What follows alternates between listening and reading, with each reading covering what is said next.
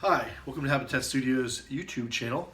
Here we talk about gear, we talk about home studios, we talk about mobile musicians, and what type of controllers, instruments, and things like that we use. So if you haven't already subscribed, please subscribe and hit that like button, and let's get into it.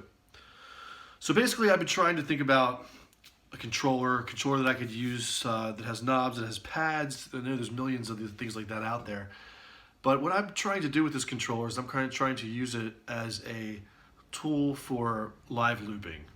Live looping, sampling, but not the kind of sampling that you would be recording and playing back, but the kind of sampling that you would already have your pre-existing recordings, whether they be samples, patches, or whatnot, and being able to play them back, being able to adjust the BPM, being able to adjust the tempo, adjust how many beats per measure, things like that you'd have. So I kind of delve into external controllers that might be used for, let's say, DJing. So what I came up with was this guy right here, the Pioneer SP-1. So I was going to give a little overview of this. The pads of this controller are super nice. It has knobs, and what I'm most interested in is this little looper. So let's get into it. Okay, so here we are. Here is the sampler. You can actually map this to anything. That's why I love this thing. It's class compliant. It's bus powered. So all you need is the camera connection kit, a little bit of power, and you're good to go. Like I said, you can map this to anything. You map this to a synthesizer app. Right now I have this mapped to a DJ app. This is Algorithm DJ Pro. This enables you to play these sample pads here.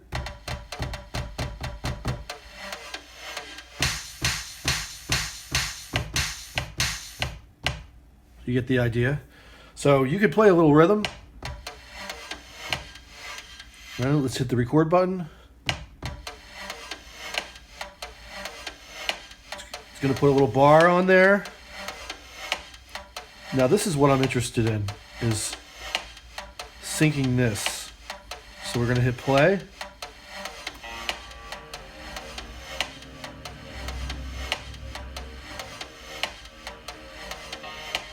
We're going to do a quarter beat.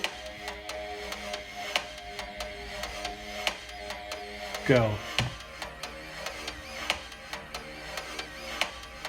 Looping it. Let's do 8, 16. You see it changing here.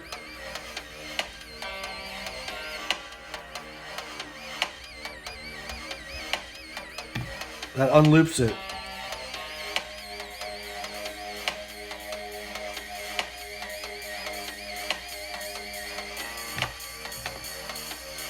So you get the idea.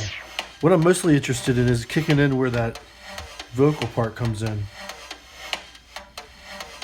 And this might be a little bit off, but this is just for example purposes.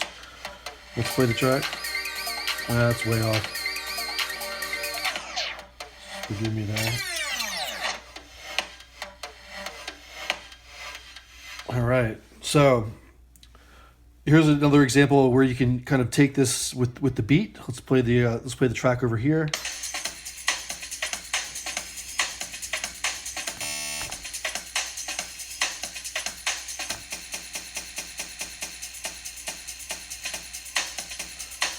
If you're not a DJ, this is basic DJ stuff, but I always thought to myself, like, nobody uses this. Like a guitarist, I've seen guitarists with tabletop setups where they have a sampler or something. They could use this to control parameters. They could use this to put in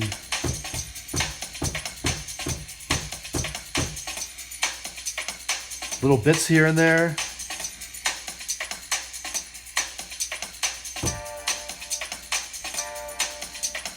I mean, how simple is this?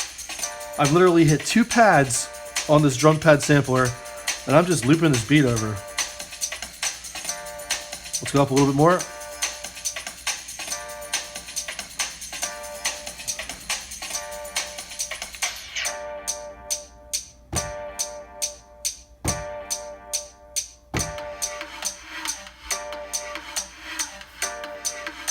Bring it back in.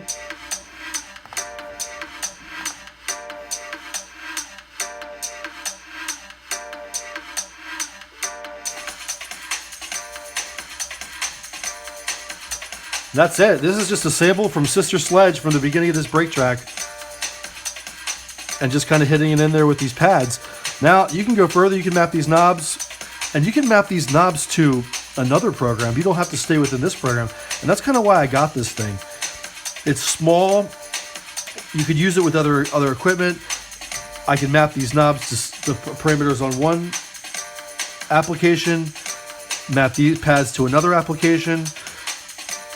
These pads here are on a different MIDI channel than these pads here. So you could have these pads controlling this DJ application, and you could go into a whole other application and map these pads. I just kind of wanted to kind of think outside the box with, you know, ways that we use these controllers and stuff. And kind of like, what are we trying to do? Or it just sparks creativity because you're kind of using this for something that you mainly wouldn't. Like a DJ would use this as their little effects sampler pad.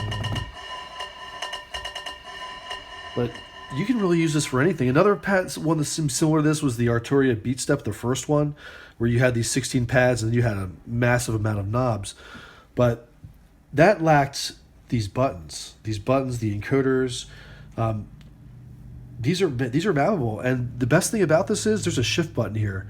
So all these functions that you see on this thing can be doubled and actually quadrupled.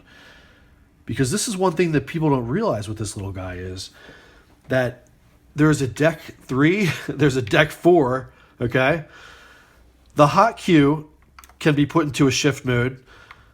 The roll can be put into a shift code, the slicer, and then the sampler. So virtually what you're doing now here is you have this times 2 times 4. So all these things can be multiplied. Then you have the original decks 1 and decks 2.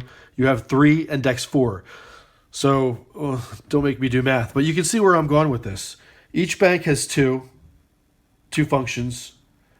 Each deck has 1 and in 1, 2, 3, and 4. So there is a vast array of things you can map and control with this. You could have this on, keep it on 1. Now, if anybody's getting confusing about this, you can kind of ask me what I'm talking about in the comments. But once you kind of get in here and get the hang of it, it's really simple. And you can map and unmap this thing however you want it. You can map it for a specific live performance, a specific function in the studio. So this thing's really versatile. These pads are super, super sweet.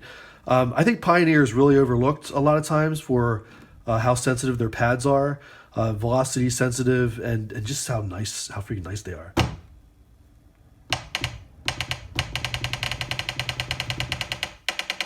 See? I mean, this thing's great. So anyway, I hope you liked this little tutorial. I have another one lined up. Found another kind of pad controller.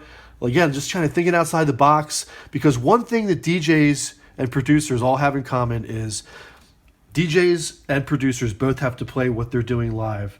Both have to take what they've done creatively into a studio. So you're having the studio production that DJs need to do. You have the live performance aspect that producers might want to do. And if you kind of bring those two things together, and maybe two things that you wouldn't think.